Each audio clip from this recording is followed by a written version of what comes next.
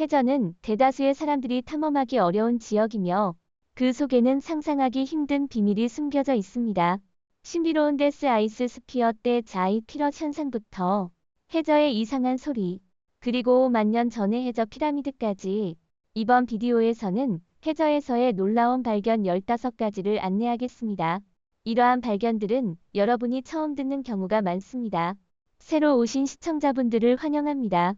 제 채널을 구독하고 알림을 설정하시면 더 많은 흥미로운 콘텐츠를 최초로 보실 수 있습니다. 그럼 이야기를 시작하겠습니다. 15위 데스 아이스 스피어. 데스 아이스 스피어는 지구의 남극과 북극에만 나타나는 매우 독특한 자연 현상입니다. 그 이름처럼 얼음 기둥이거나 데스 아이스 스피어라고도 불립니다. 이것은 극지 해빙 환경에서만 나타나는 특별한 경치입니다. 이들은 얼음이 얼어붙은 해면 아래로 이어지며 해저까지 도달합니다. 때때로 이들은 경로상의 작은 해양 생물, 예를 들어 해별이나 해삼과 같은 것들을 얼어 죽이기도 합니다. 그 이름도 이로부터 유래되었습니다. 그렇다면 이러한 특이한 현상은 어떻게 형성되는 것일까요? 과학자들의 연구에 따르면 얼음 기둥의 형성 과정은 매우 흥미로운데요. 먼저 해빙이 발생하면 매우 차가운 소금물이 배출됩니다. 이러한 소금물은 주변 해수보다 더 차갑고 무거움으로 빠르게 가라앉습니다. 가라앉는 과정에서 이러한 차가운 소금물은 접촉한 해수를 얼게 만들어 경로를 따라 내려가는 얼음 기둥을 형성합니다. 얼음 기둥이 해저에 닿으면 주변으로 계속 확장되어 이후에는 해저에 두꺼운 얼음층을 형성합니다. 얼음 기둥의 형성에는 특정한 조건이 필요한데 극한의 수온, 높은 염도 환경 및 비교적 조용한 수면이 필요합니다. 이러한 조건 아래에서 얼음 기둥은 계속해서 성장하며 결국 해저에서 퍼져나갑니다. 얼음 기둥은 20세기 60년대에 남극을 탐험하던 과학자들에 의해 처음 발견되었으며 수중 사진 기술의 발전으로 인해 그들에 대한 이해가 더욱 증가했습니다. 14위. 이상한 소리. 1997년 여름 미국 국립해양대기 관리국은 남극 근처 태평양 남동부에서 신비한 소리를 포착했습니다. 이 소리는 약 1분 정도 지속되었으며 이후 이 소리는 저 BLOP로 명명되었습니다. 처음에 과학자들은 이 이상한 소리의 출처에 대해 혼란스러웠습니다. 그들은 이것이 어떤 거대한 해양 생물에 의해 발생한 것으로 추정했는데요. 이 소리의 주파수와 세기는 이미 알려진 어떤 해양 생물과도 일치하지 않았습니다. 알려진 어떤 생물도 이렇게 강한 소리를 내지 않습니다. 이에 따라 이 이상한 소리에 대한 추측은 다양했습니다. 그러나 과학자들은 이렇게 생각하지 않았습니다. 그들은 저 BLOP의 출처를 찾기 위해 소리를 세심하게 분석했습니다. 그들은 이 소리가 남극의 빙하 활동과 매우 유사하다는 것을 발견했습니다. 구체적으로 거대한 빙산이 분리되거나 충돌할 때 비슷한 소리가 발생합니다. 추가적인 연구와 분석을 거쳐 NOAA는 저 BLOP이 아마도 빙산 분리나 이동으로 인한 것이라는 결론을 내렸습니다. 문제는 해결되었지만 대다수의 네티즌들은 이 결과에 만족스럽지 않은 것으로 보입니다. 여전히 많은 사람들이 이 소리가 심해에서 알려지지 않은 생물에 의해 발생했을 것이라고 믿고 있습니다. 여러분은 이에 대해 어떻게 생각하십니까? 13위. 유럽에서 사라진 땅. 1931년에 북해의 도거뱅크 디오지지 이하르 댐 근처에서 한 어선이 어업 작업을 할 때 이상한 사슴뿔을 발견했습니다. 이 뿔에는 명백한 공구 자국이 있었으며 인간이 사용한 흔적이었습니다. 이 발견은 고고 학자들의 큰 관심을 불러일으켰습니다. 왜냐하면 이것은 유럽에 한번 존재했던 땅인 도거랜드 디오지지 ERLAND의 존재를 증명해 주었기 때문입니다. 도거랜드는 영국과 유럽 대륙을 연결했던 넓은 저고도 지역이었습니다. 약 1만 8천에서 6,500년 전의 빙하 시대에는 이 땅이 사냥 채집 술자들의 고향이었습니다. 그러나 기후 변화와 빙하의 녹아내림으로 해수면이 점차 상승하게 되었고 약 기원전 6,500년부터 기원전 6,200년 사이에 이 땅은 바닷물에 잠겨버렸습니다. 그리고 이 끌어올려진 사슴뿔은 도거랜드가 존재했던 중요한 증거였습니다. 사냥꾼들은 뿔 외에도 도구와 동물뼈 등 다른 고대 유물을 얻었습니다. 이러한 발견은 과학자들로 하여금 더 많은 연구를 하게 만들었고 그들은 수준 높은 기술인 소나 스캔과 수중 고고학을 사용하여 도거랜드의 흔적을 탐색했습니다. 미래에는 도거랜드에 관한 더 많은 중요한 발견이 이루어질 것으로 기대됩니다. 12위 수중 천국. 멕시코의 유카탄 반도에는 천연 웰인 세노테 앙헬리타 시이에노티 앙게리터가 있습니다. 이 웰은 지하수가 석회암을 용존하여 형성되었습니다.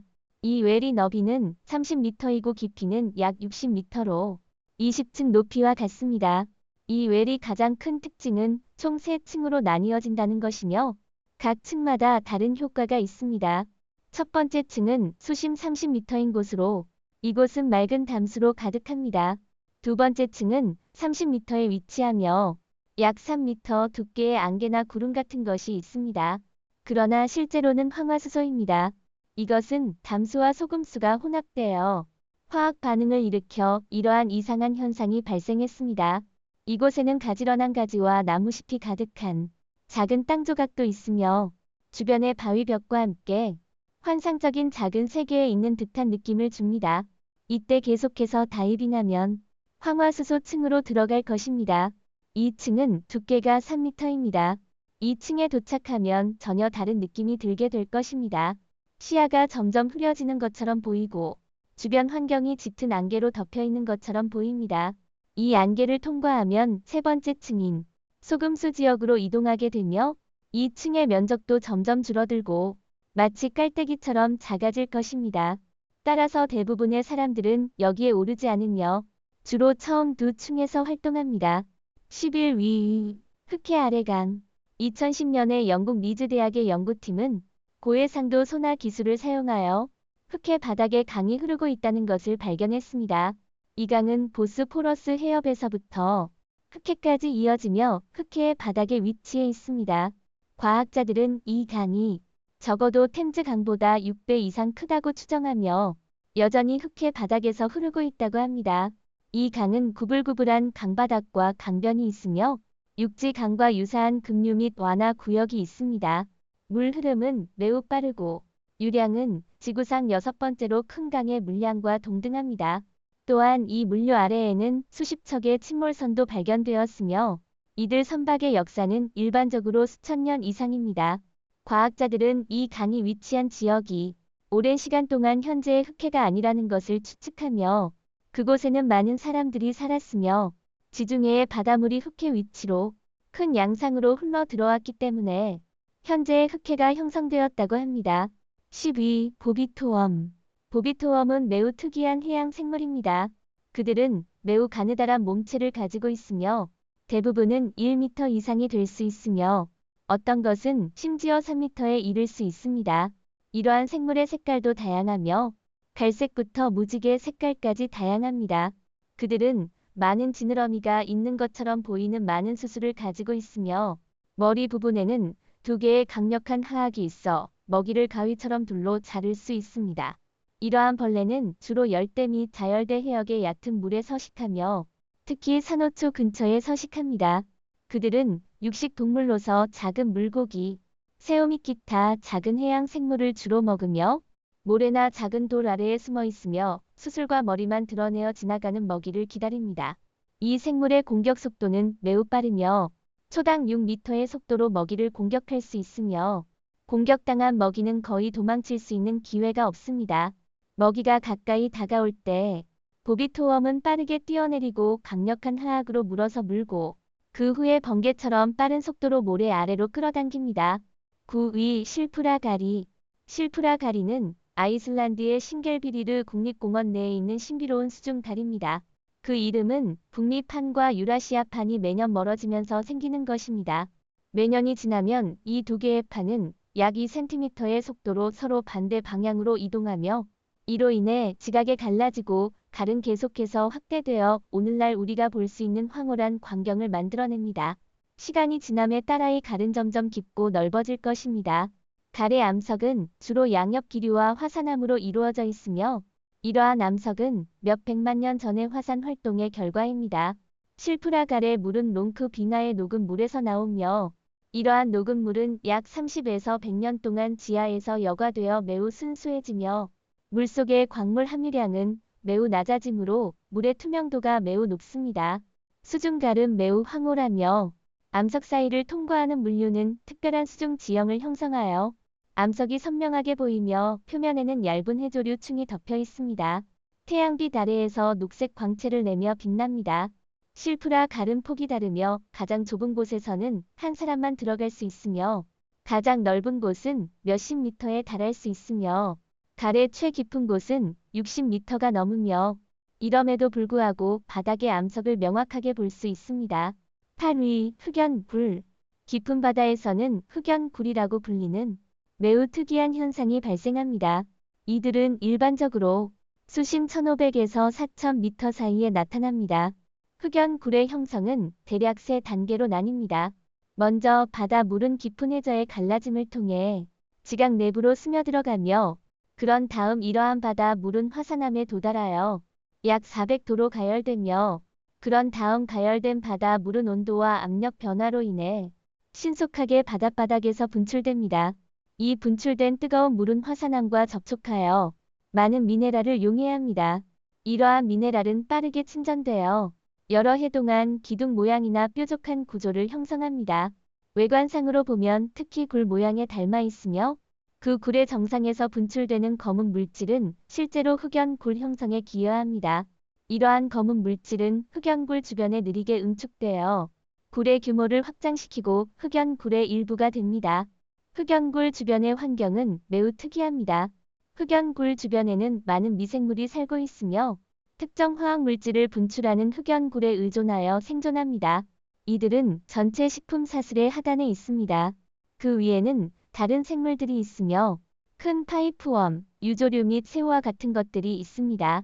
이러한 생물들은 400도 근처의 흑연굴 주변에 모여서 미생물을 먹습니다. 제7위 칸쿤 해저 박물관. 칸쿤 해저 박물관은 멕시코의 칸쿤 인근에 위치한 해저 조각 그룹으로 2009년에 설립되었습니다. 영국 조각가 제이슨 데케어스 테일러와 현지 해양보호 단체가 협력하여 설립되었습니다. 이 박물관에는 수백 개의 조각이 있으며 그들이 창조된 목적은 주변 산호초에 가해지는 압력을 경감하고 해양 생물에게 새로운 서식지를 제공하여 산호와 기타 해양 생물의 부착과 성장을 촉진하는 것입니다. 이러한 조각들은 특수한 pH 중성 해양 콘크리트로 만들어졌으며 해수의 부식에 견딜 수 있어 수백 년 동안 보존될 수 있습니다. 조각들은 해저에 배치되어 특별한 인공 산호초를 형성하며 물고기, 갑각류 및 기타 해양 생물에게 새로운 서식지와 보호소를 제공하여 해저의 생물 다양성을 증가시킵니다. 이러한 조각들은 시간이 지남에 따라 점점 해양 생물에 의해 덮여가며 최종적으로 해양 생태계의 일부가 됩니다.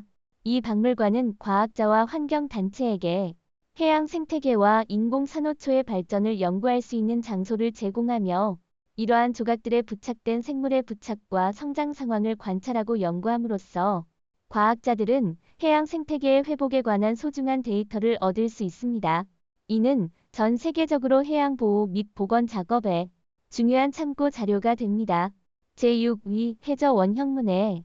1995년 일본 류큐제도 인근 해역에서 잠수부들이 모험을 하던 중 신비한 해저 원형 무늬를 우연히 발견했습니다. 이러한 원형 무늬는 지름이 약 2m로 매우 정확하고 복잡하게 디자인되어 있었으며 마치 어떤 지적 생명체가 세심하게 만든 것처럼 보였습니다. 처음에 잠수부와 과학자들은 이러한 원형 무늬가 어떻게 형성되었는지를 알지 못했으며 외계인과 같은 의혹도 일으켰습니다. 그러나 2011년 과학자들은 이러한 원형 무늬의 비밀을 드러냈습니다. 장기간의 관찰과 연구를 통해 이러한 원형 무늬가 사실은 작은 크기의 보거에 의해 만들어진 것이며 모두 수컷 보거들이 만든 것임을 발견했습니다. 이 보거는 일본 남부 해역, 특히 류큐제도 인근에서 서식하고 있습니다. 수컷 보거는 암컷을 유혹하기 위해 모래 위에 이러한 복잡한 원형 무늬를 그리며 전체 과정은 몇 일에서 몇 주가 걸리며 물고기가 계속해서 움직여서 지면에 복잡한 무늬를 형성합니다.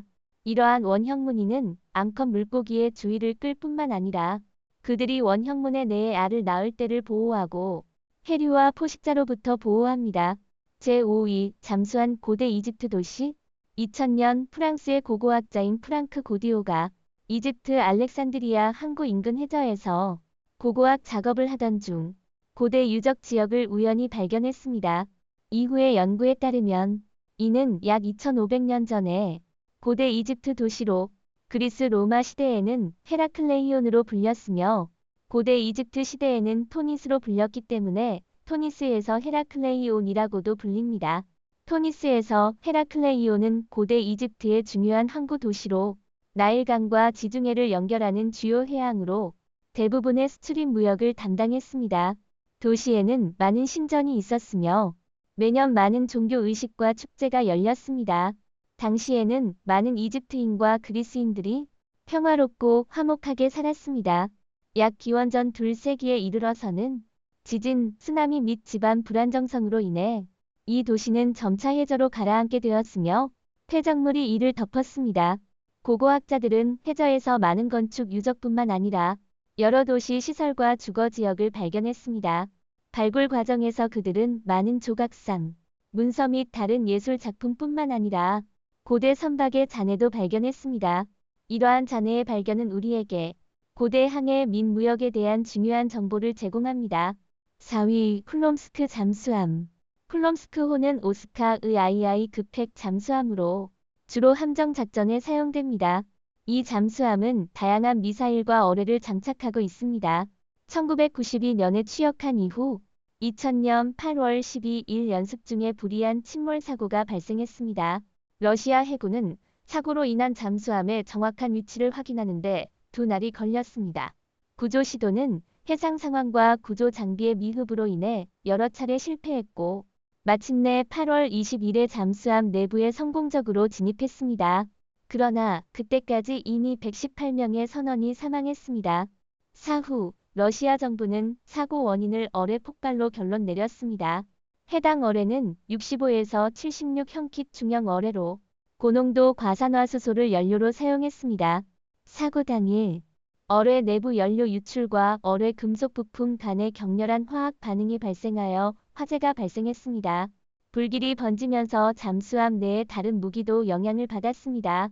약 2분 후 쿨롬스크호에 저장된 다른 어뢰들이 대규모 폭발을 일으켰는데 수백 킬로그램의 TNT 폭약과 같은 파괴력을 가졌으며 이로써 잠수함의 전반부가 생생히 찢어졌습니다.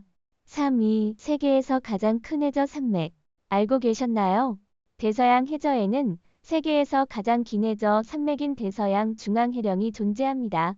이 거대한 해저 산맥은 북극에서 남극까지 이어지며 대서양 중간을 가로지르고 있습니다.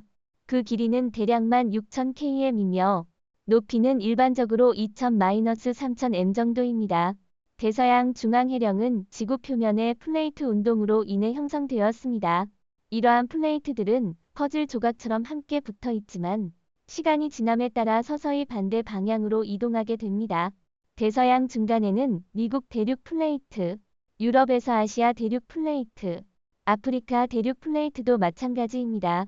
이러한 플레이트들의 분리는 용암이 지하에서 떠오르게 하며 이 용암은 냉각되면서 점차적으로 거대하고 길게 이어진 해저 산맥을 형성하게 됩니다. 이러한 플레이트들의 지속적인 이동으로 대서양 중앙해령은 매우 활동적인 지역이 되었으며 지진과 화산 폭발이 자주 발생합니다. 이러한 지진과 화산 활동은 주로 해령의 균열 지점에서 발생하며 새로운 용암이 지속적으로 떠오르면서 무수히 많은 작은 해저 산이 형성되며 복잡한 해저 지형, 고난이도의 산봉우리, 심연의 해저 협곡이 형성됩니다. 일부 지역의 산봉우리는 심지어 해수면 위로 솟아오르며 아이슬란드가 이러한 복잡한 상황 속에서 나타난 곳입니다. 2위 서점티아. 호주 동부에는 사라진 대륙이 존재하는데 그 이름은 서점티아입니다. 이 대륙은 처음으로 1960년대에 제시되었으며 최근 몇 년 사이에 지질학계에서 점차 받아들여지고 있습니다. 이는 지구에서 가장 작고 가장 젊고 가장 얇은 대륙으로 여겨집니다. 우리가 그것을 볼 수 없는 이유는 대륙의 94%가 해수면 아래 2km 이하에 잠겨있기 때문입니다. 뉴질랜드와 뉴칼레도니아 외에도 일부 작은 섬이 수면에 노출되어 있습니다. 서점티아의 면적은 대략 4,900만 평방킬로미터로 인도의 토지 면적보다 훨씬 크며 이를 제8 대륙이라고도 합니다. 그러나 다른 대륙에 비해 지각은 훨씬 얇습니다. 다른 대륙의 지각 두께는 대략 30에서 50km인 반면 서점티아의 두께는 대략 10에서 30km 사이입니다. 따라서 이것이 해수에 잠기는 이유입니다. 약 6천만 년 전 서점티아는 호주와 끝끝내 붙어 있었지만 이후 대륙 플레이트의 이동으로 두 지역이 서서히 분리되었고 그 후 서점티아는 점차 해저로 가라앉았습니다. 1위5만 년 전의 수중 유적 2000년 어벤 디지털 커뮤니케이션자는 캐나다 회사가 쿠바 정부와 협력하여 음향 탐지를 통해 예상치 못한 일련의 인공 구조물이 발견되었습니다. 이 구조물은 해수면에서 약 600에서 750m 깊이에 위치하며 약 2km의 면적을 차지합니다. 이 구조물은 규칙적인 기하학적 형태를 띠며 매끄러운 돌로 구성되어 있는 것처럼 보여서 시가지의 유적처럼 보입니다. 일부 건물은 심지어 피라미드와 매우 유사합니다. 이 발견에 대해 전문가들 사이에서 뜨거운 토론이 시작되었습니다. 일부 사람들은 이러한 구조물이 자연 지질 활동의 결과일 수 있다고 생각하고 다른 사람들은 이러한 구조물이 고대 문명의 유적일 수 있다고 생각합니다. 그러나 이러한 주장에 대해 많은 사람들이 의문을 표했습니다. 그 이유는 이러한 구조물의 깊이가 인식된 범위를 심각하게 초과하기 때문입니다. 지질학자들의 추정에 따르면 해수면에서 600에서 750m 깊이로 침전하려면 적어도 5만 년이 필요하며 즉 인류 문명이 5만 년 전에 이러한 건물을 건설했다는 것입니다. 과학적인 관점에서 이러한 주장은 명백히 받아들이기 어렵습니다. 전문가들이 계속 논쟁하는 동안 쿠바 현지인들은 발견에 대한 기대를 품고 있습니다. 그들은 어릴 때부터 해수면에 잠겨버린 섬에 대한 전설을 들었는데 이제 발견된 수중 구조물이 그 전설에 어울릴 수 있다고 믿습니다. 그러나 자금 및 수중 깊이 제한 때문에 쿠바의 수중 유적 연구는 매우 느리게 진행되고 있습니다. 이상으로 이번에 공유한 내용입니다. 여러분은 이 15가지 해저 발견에 어떻게 생각하시나요? 여러분의 생각을 남겨주세요. 시청해주셔서 감사합니다. 만약 마음에 드신다면 채널을 구독하고 알림을 설정해주시면 더 많은 재미있는 콘텐츠를 놓치지 않으실 수 있습니다. 다음 시간에 뵙겠습니다.